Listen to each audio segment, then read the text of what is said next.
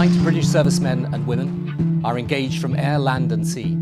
Their mission? A great to remove roar Saddam Hussein. came up from the cloud. There it Underneath goes. the floor of a small shack outside his hometown of Tikrit. He was described as disoriented. We heard two noises. One was the first bomb going off, and the second noise was just overwhelming. And the room is then more or less collapsed all around you, and you know, the first few minutes you simply do not know what's going on. And almost all of us at the time had bad dreams. We had nightmares every night. And my first reaction was, it sounds a bit of a cliche, but my first reaction was that this was a dream. You know, that this, you know, I'll get up in a minute. But then I realized that this is what's happened. And there was gunfire outside, which always happens after an explosion. And I looked around my room, and it was, you know, just all over the place.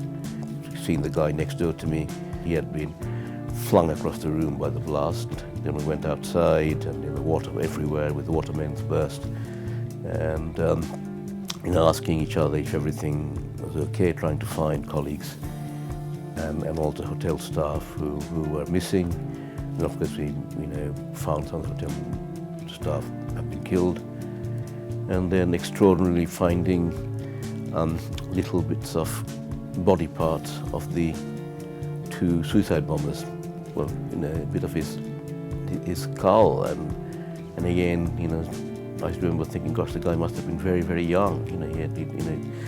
So you know, there's little things, you know, that you try and detach yourself somewhat. A lot of what we're seeing now is a result of the Iraq War. But Iraq was very important, you know, for many reasons, but the main reason was the feeling that the people were lied to by the then government, you know, the Tony Blair's government. I'd just like to express the sense of pride that everybody has in Britain over the magnificent. There were a number of people who, after a year or so of Iraq, after not finding WMD, after the whole place collapsed into semi-anarchy, after body bags, the British soldiers, American soldiers kept coming back, said that, well, you know, we shouldn't have been so naive. Now, just after the referendum, just a couple of days, was the following day, people were saying, you know, they have regrets, etc. Obviously, this is a referendum, and leaving an economic and political group is not war. So maybe, you know, people just to remember themselves, just not to believe everything they're told.